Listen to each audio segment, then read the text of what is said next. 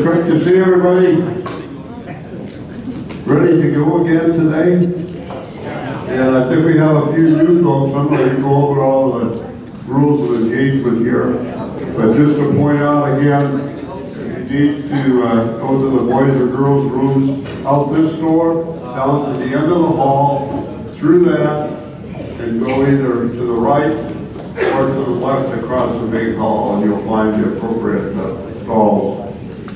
The reason for the fence out in the big hallway is the students are taking their SATs today.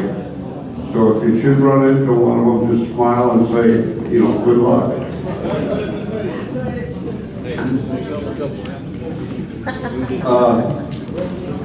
We really appreciate you all participating because it makes the work that we do, mainly Carol does 12 months out of the year. And she is already making her list for presenters for next year, so that makes my life a whole lot quieter. And we do appreciate the presenters. The presentations get better and better every year. We go away each year thinking, what can we do to make it better? And you all do that for us, and we really appreciate that. The other thing, we can't do this thing, just Carol and I, so we beg our friends to come help us. And Nancy Cave, Jack Shandor, they're out there. Nancy greeted you at the door when you came, and Jack's sitting over here. Elwood Owens is right here in the middle, and they're doing the videos for us. Sue isn't here, but Doug Butterfield is one of the men at the table, along with Bob Smothers. Lewis Griffin. And the flower arrangements, everybody's asking about the flower arrangements. Doug is the creator of the flower arrangements.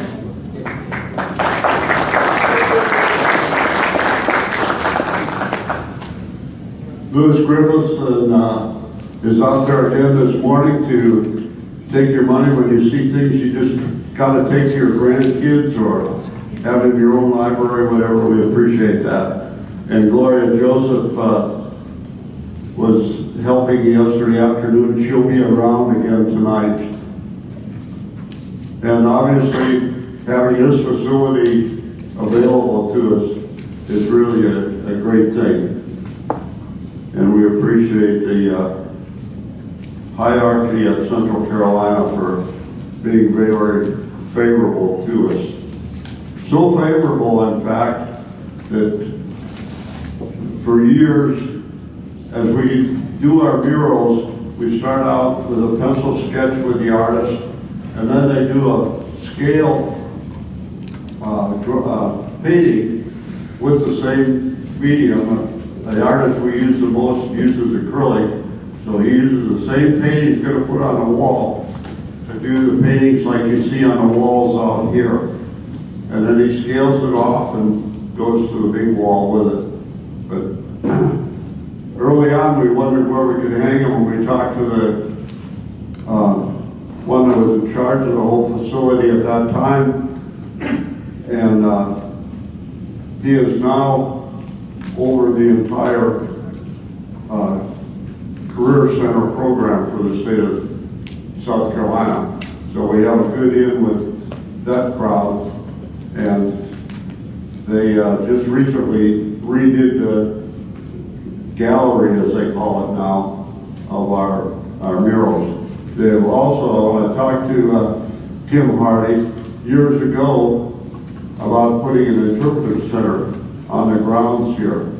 And so I think, you know, if and when the time is right, maybe we could still do that.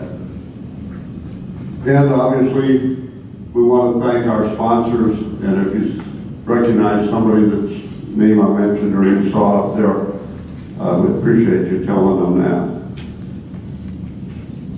Anybody got any questions for us? Yes, sir. I misplaced my symposium packet. I wonder if anybody has seen one reflection there, one in the clear envelope there. If anybody sees If anybody sees an extra one with David's name on it, please get it to us. What's David's name? I don't think my name's on it, but it's right. Well, everybody's name Well, is on I think your packet. Oh, okay. David Neal. David Neal. Okay then, without further ado, Sheila is here, anxious to go this morning.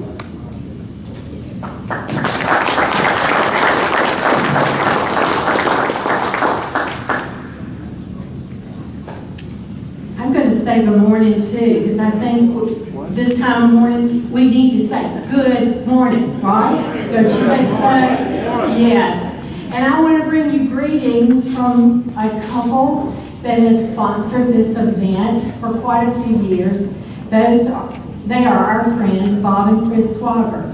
And some of you, I'm sure, remember hearing Chris present so many different things about the Revolutionary War here in South Carolina.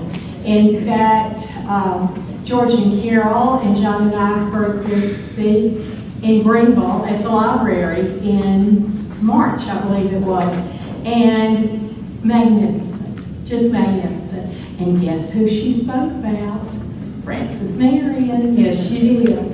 So she's still doing well. So I'm bringing greetings to them this morning, from them this morning. The topic of my storytelling, I'll put it that way this morning, is a woman who was a matriarch of the Manigault family in Charleston. And when she lived in France, her name was Judith Ingle. And you're going to see the connect with the Huguenots in a few minutes. As a teacher, retired teacher now, I used to have an affinity for putting quotes on those old blackboards that we used to use, you know, and get a conversation going with my college students about that and how it related to what we were reading and this kind of thing. And so I'm still into quotes. And I love Robert Frost. I love his poetry. And I found this quote this week that he said that freedom lies in being bold. Freedom lies in being bold. And I think that goes right along with what we're discussing here as far as the Revolutionary War is concerned. Okay, I'm going to go back to the Protestant Reformation. And you're thinking, okay, Protestant Reformation, Europe, Martin Luther, yes.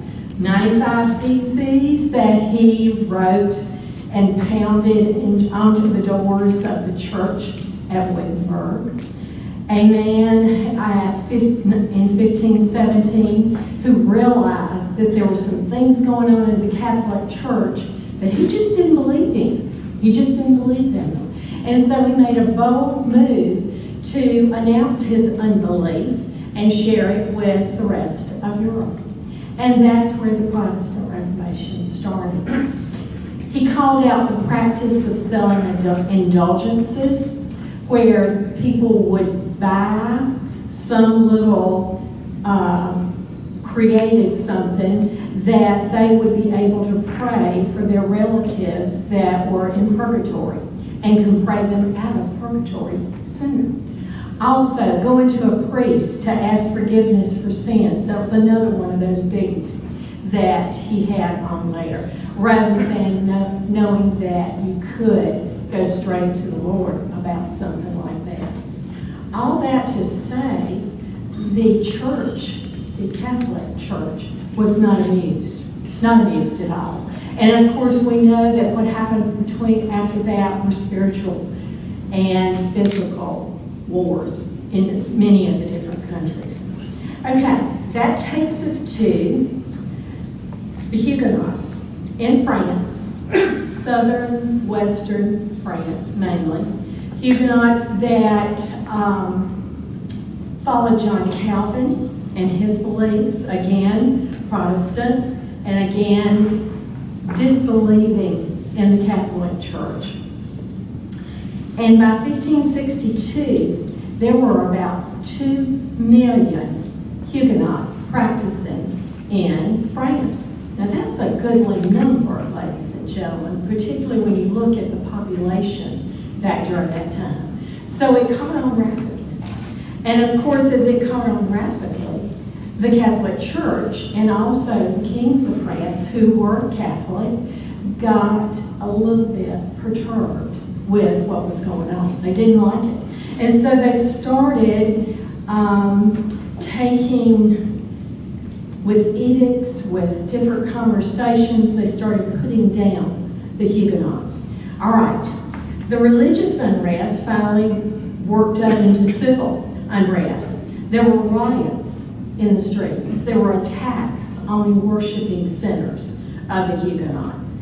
The kings tried to keep the peace by signing these edicts, but passions were just a little bit strong. They really were. And when it comes to religion, we know that passions can be a little bit strong. The royal orders of Louis XIV restricted mightily the worship of the Huguenots. And I want to just share a few of the things that he did. They were ordered not to conduct funerals during the day. Think about that a minute. Okay, no funerals during the day. And when they had the funeral procession through the town, they could only have 10 people with them. Not the congregation, but 10 people.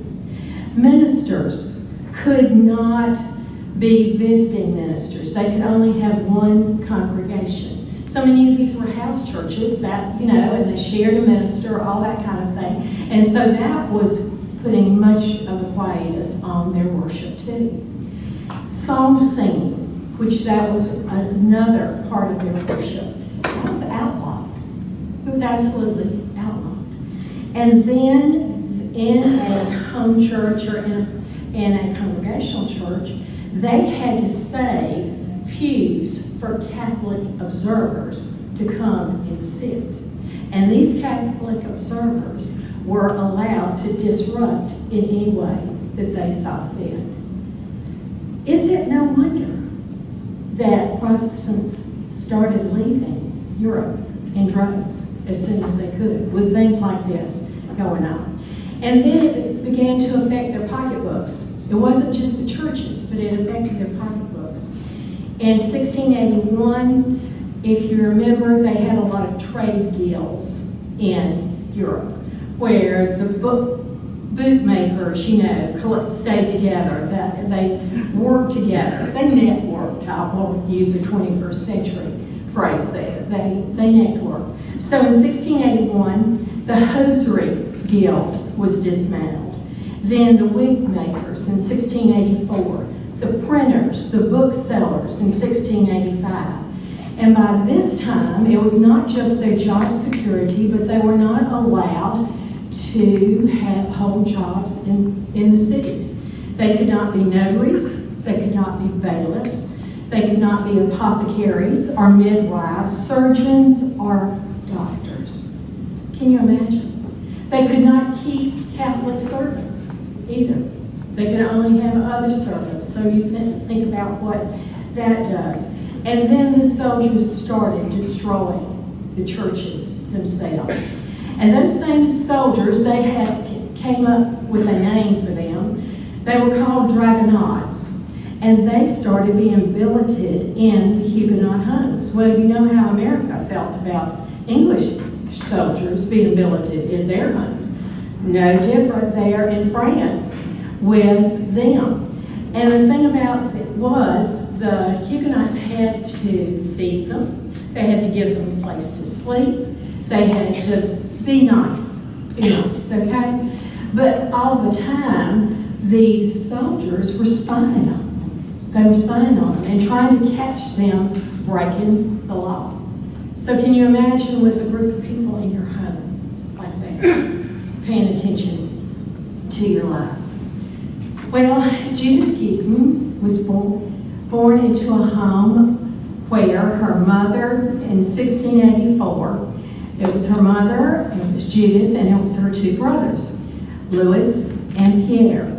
And they had in their home for 8 solid months a group of soldiers sleeping in their beds, eating their food, ransacking their house at their leisure, and all those things. And they finally decided, enough, can't handle it anymore. Not going to handle it anymore. So they made their plans of escape. And Lewis, being the older brother, he took charge of the expedition.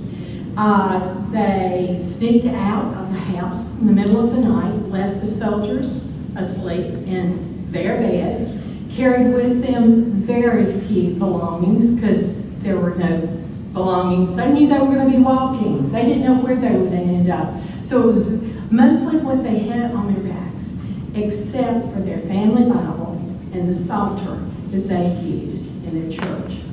So they headed out, and since their town was on the Rowan River, they followed the river. They went from settlement to settlement, village to village, as we would think about it now. They had friends. The soldiers searched for them for 10 solid days before they finally gave up and decided they weren't going to be able to catch them. So this family started on their way toward Germany. Ostensibly, they were headed for Carolina, but they had to get to a port to be able to get here, right? So they were headed first for Germany, and they followed the Rhone River. They paid their way through. They gave people money who would allow them to sleep in their barns or whatever.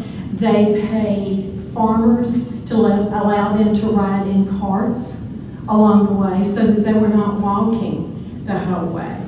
With Pierre being the oldest, he made sure that everything was taken care of. He had that oldest son syndrome, I guess you would say. It was given to him. We know that too. There was another brother, though, that was a soldier in Germany, and they were headed in that direction. Pierre had written him and told him that they were leaving. They were going to Carolina.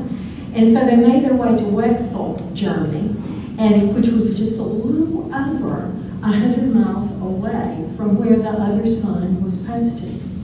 Okay, with that, of course, Magdalene and Judith wanted to go see her son and her brother. They knew that they would probably never see them again. Well, guess what?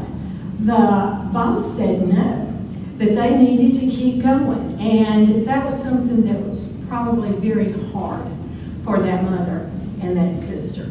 But Pierre had heard of the Carolina colony, that it was a place for good economic growth, it was a place of religious tolerance, and he felt like they needed to really get to where they were going.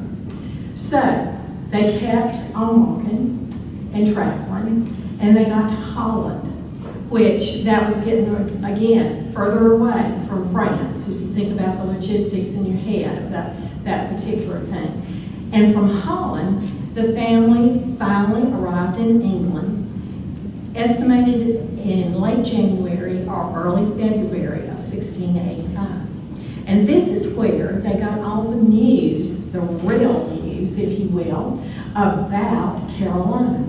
Because the proprietors were all about getting people to come to this colony.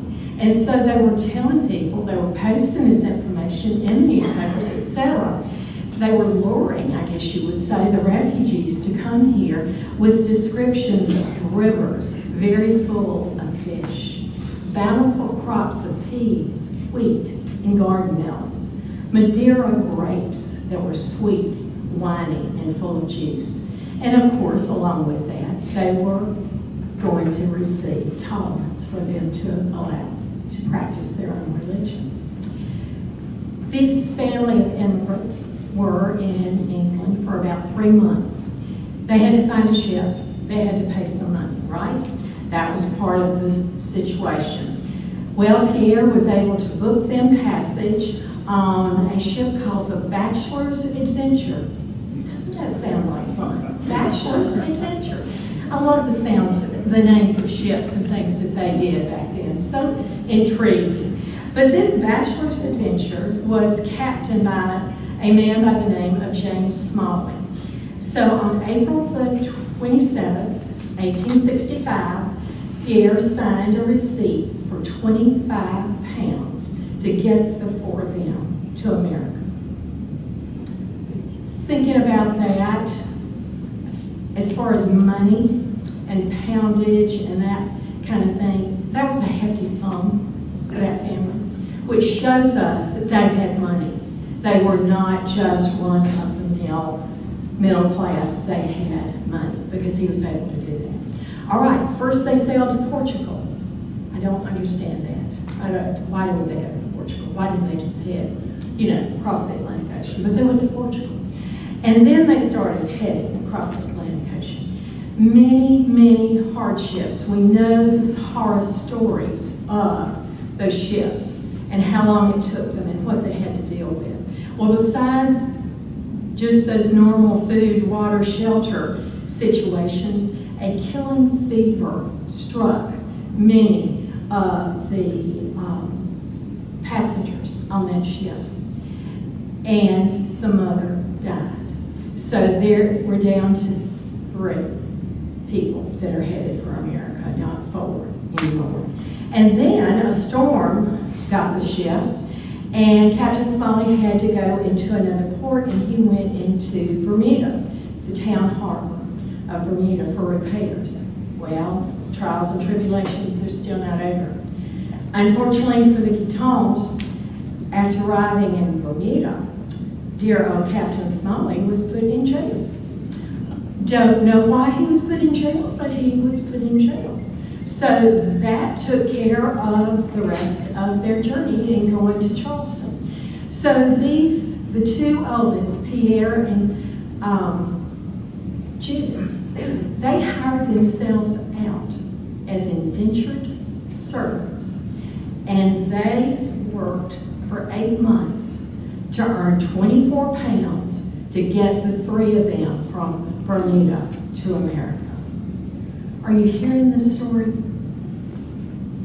These are people that really wanted freedom.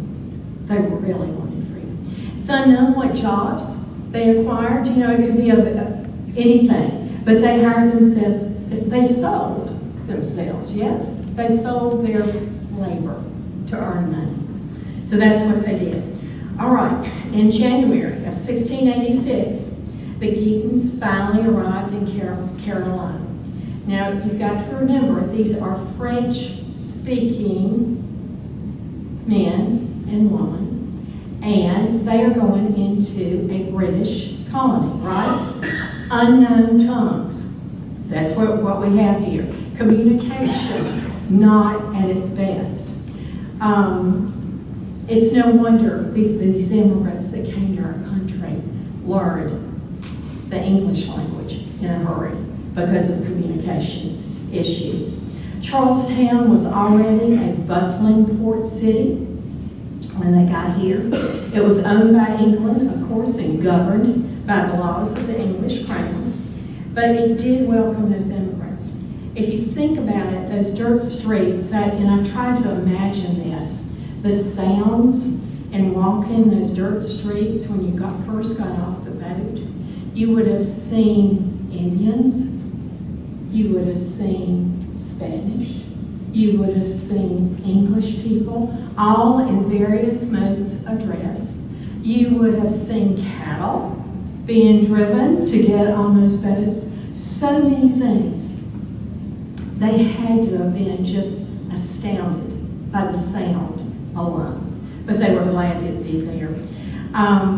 We were talking last night during supper about a certain group of people that have used corn to make a certain liquid out of it to raise money, and not casting aspersions or anything like that. But I thought this was fairly interesting. When the Geatons got here, one of the stores that they would have seen there on the waterfront was a place called the Seafarers Tavern. It is the oldest liquor store in America, right there in Charleston. The Holy City, remember? The Holy City. Okay, and it was opened in 16 1686. And of course, right there on the waterfront, because that's where the sailors were coming in, that's where the passengers were coming in. I would think they did very well. And I think you need to know too that that particular business is still in business. The current building dates back to 1710. So that's just a little sidebar of what they would have seen when they arrived, I'll say. I wanted to give us a little bit of a taste, if you will, of Charleston with this. Oh, you thought taste. No, no, not one of those tastes. There's just a little bit of a taste of Charleston when these Huguenots were coming in. Lord Anthony Ashley Cooper was one of the Lord proprietors, and he had taken it upon himself to adopt Carolina. He called Carolina his darling. Now, can you imagine, after all we heard yesterday about sacred places and all these beautiful fields and all these things that people fought for, he thought it was his darling. And I find that most interesting, because the settlement was started on his authority.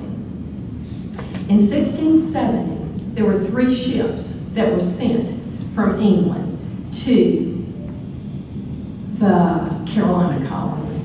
And these 3 ships were the Carolina, go figure, the Port Royal, and the Albemarle. One of them made it quickly here. Carolina did. Port Royal and the Albemarle got caught up in storms, and they came a little bit behind. But what it boiled down to, that in these 3 ships, there were 150 passengers, indentured servants, slaves, and crew that came over to settle what they called Albemarle Point, which is basically where we have the Charlestown landing today. We don't really know where it was, but it was in that vicinity. Okay, 1672, lots of enemies for this group of 150 that have come into Carolina. The French do not want them there. The Spanish definitely don't want them there. The Indians are not too fond of the fact that this is another group that is coming into their territory. And then, of course, a little bit later, the pirates were on their case also. So nobody is welcoming them, what it boils down to. And the thing, not just people groups, but those malaria diseases, yellow fever, those scourges that just took out families and communities. So they were coming into a dangerous place. By 1680, they had decided that they needed to leave their present site. And so they built up land consisting of mud, logs, and cobblestone, and to the place where Charleston is today. They cleaned out 9 acres, and it was surrounded by water on 3 sides. They called the place where they got the cobblestone from Oyster Point, which is right there at the very entrance there of the bay. And the reason they called it Oyster Point, the Indians had a mound of discarded oyster shells, just way up high. And this, of course, was something that they could use for construction. And they made it into what we know today as Tabby. And it was right there where the battery was. And it was the Kiowa Indians, we've heard of that name, have we not, that left all those wonderful oyster shells. So the story just keeps going. It just really does. Another neat thing about the city was, if you've been to England, if you've been to Europe, you know that the cities are very short. And they go one way and then they turn and go another way. And sometimes they're dead ends. It's very convoluted as far as the way the streets are put out. And that was something else that Lord Ashley Cooper wanted to take care of. He wanted the big, broad streets there in Charleston. And Charleston is the very first city in America that was laid out with streets along a straight line, which is sort of a big thing. Of course, they had to build a wall to protect themselves from the French, the Spanish, the Indians, okay? So that was part of what they were doing. They made it of brick, those palmetto logs again, and then those crushed oyster shells that I mentioned a few minutes ago. They built the wharves, and a seaport was born, all in the 1600s. In 1680, another very nice thing for Carolina happened. A man by the name of Captain James Thurber gave a bag of rice to a friend of his, Dr. Henry Woodward. Dr. Henry Woodward was one of the first settlers that came in with that first group. And rather than eating the rice, he planted it. Now, wasn't that a smart man? And we can say today that we're very grateful for the fact that he chose to do that. It's 1680, y'all, that happened. In 1680 also, the very first ship of Huguenots arrived in Charleston. It was called the Richmond. Not a crazy kind of name, but it was called the Richmond. And they were welcome. The Huguenots were really welcome because they had 3 areas of expertise that they believed were needed in the colony. They were experts in weaving, they were experts in oils, and they were experts in winery. And if you remember from what I said a while ago, one of the ploys that the English were trying to get people to come over here was the grapes. So, makes sense, the Huguenots would be welcome here. In 1686, one last little bit of trivia with Charleston. Spanish fleet from Florida came up the way and were going to take them out. Just thought they had enough of the English being here. And so the Edisto community, they burned it out, completely burned it out.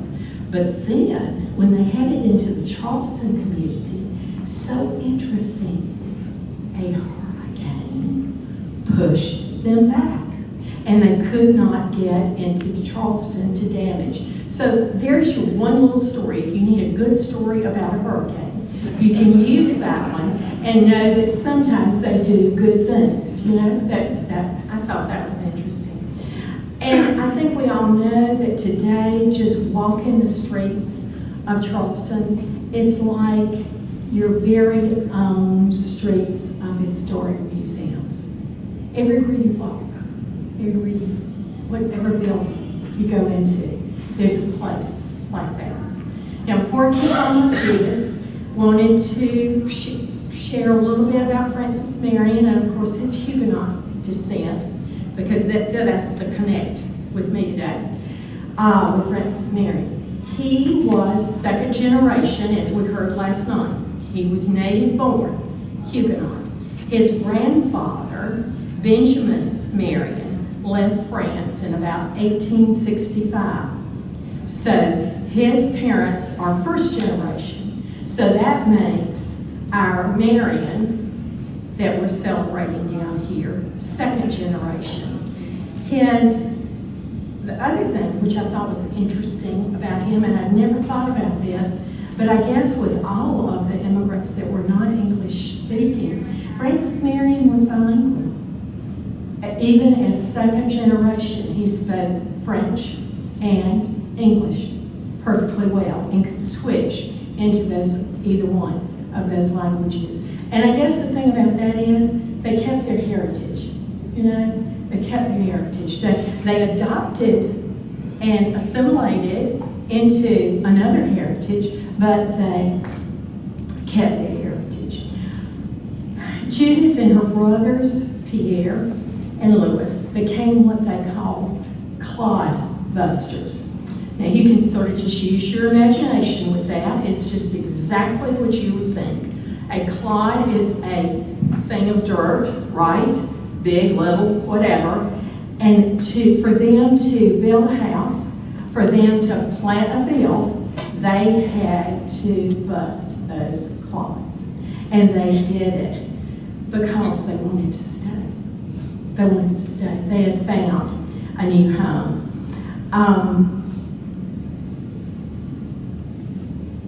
I have here a copy of the only artifact that there is by Judith.